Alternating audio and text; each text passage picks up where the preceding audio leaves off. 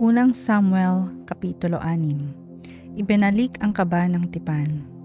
Makalipas ang 7 buwan mula nang dalhin sa lupain ng mga Filisteo ang kaba ni Yahweh, sumangguni ang mga ito sa kanilang mga pari at mga salamangkero. Itinanong nila kung anong dapat gawin sa kaba ng tipan at kung ano ang kailangang isama sa pagsasauli niyon. Ang sagot ng mga pari at mga salamangkero, kung ibabalik ninyo ang kaba ng Diyos ng Israel, samahan ninyo ng handog na pambayad sa kasalanan. Sa ganitong paraan, patatawarin kayo ng Diyos at hindi na paparusahan. Itinanong nila, anong handog na pambayad sa kasalanan ang kailangan? Sumagot sila, 10 pirasong ginto, 5 hugis bukol at 5 hugis daga, isa para sa bawat haring Filisteo, sapagkat pare-pareho ang bukol na ipinadala sa inyo, hari man o hindi. Ang mga bukol at dagang ginto ay gawin nga ninyong kamukha ng mga bukol at dagang nagpahirap sa inyo. Parangalan ninyo ang Diyos ng Israel at baka sakaling tigilan na niya ang pagpaparusa sa inyo, sa inyong mga Diyos at sa buong bayan. Huwag na ninyong gayahin ang pagmamatigas ng Faraon at ng mga Ehipsyo. Hindi ba't pinayagan na rin nilang umalis sa mga Israelita nang sila'y pahirapan ng Diyos ng Israel? Kaya't maghanda kayo ng isang bagong kariton at 2 gatasang baka na may bisiro at hindi pa napagtatrabaho kahit kailan. Ikulong ninyo ang mga guya at ipahila ang kariton sa 2 baka. Isakay ninyo sa kariton ang kaban ng tipan ni Yahweh at itabi ninyo rito ang kahon ng mga bukol at dagang ginto. Pagkatapos palakarin ninyo ang mga baka ng walang umaakay.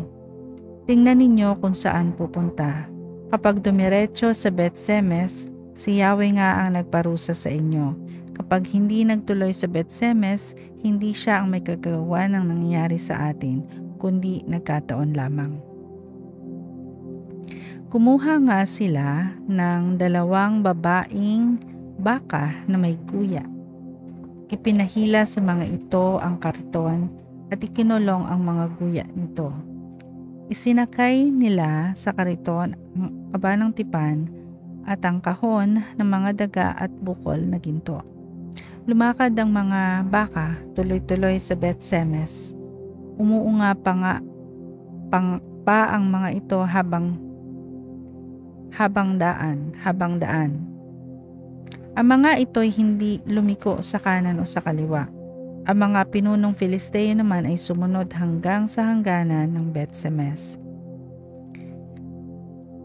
Nag-aani ng trigo ang mga taga Bet-Semes at napasigaw sila sa tuwa nang makita ang kaban.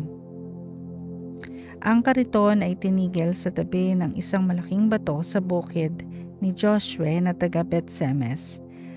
Nilansag ng mga taga roon ang kariton at sinindihan. Pagkatapos pinatay nila ang 2 baka at inialay bilang handog kay Yahweh. Kinuha ng mga Levita ang kaba ng tipan ni Yahweh at ang kahon ng mga daga at bukol na ginto. Ipinatong nila ito sa malaking batong naroon.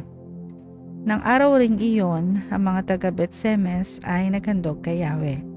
Nang makita ng 5 haring Filisteo ang nangyari, nagbalik na ang mga ito sa Ekron.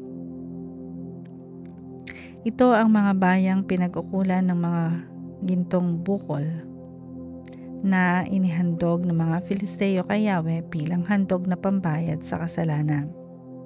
Asdod, Gaza, Ashkelon, Gat at Ekron. Ang 5 dagang ginto naman ay para rin sa 5 bayang ito at sa mga lupaing sakop ng 5 haring Filisteo. At hanggang ngayon naroon pa sa bukid ni Joshua sa Bet-Semes ang malaking batong pinagpatungan ng kaba ng tipan ni Yahweh bilang saksi sa lahat ng nangyari. May 70 taga Bet-Semes na nangahas na sumilip sa kaba ng tipan. kaya't sila'y pinatay ni Yahweh. Nagluksa ang mga taga Bet-Semes nang makita nila ang malagim na kamatayan ng kanilang mga kababayan. Dinala ang kaban sa lungsod ng Jearim.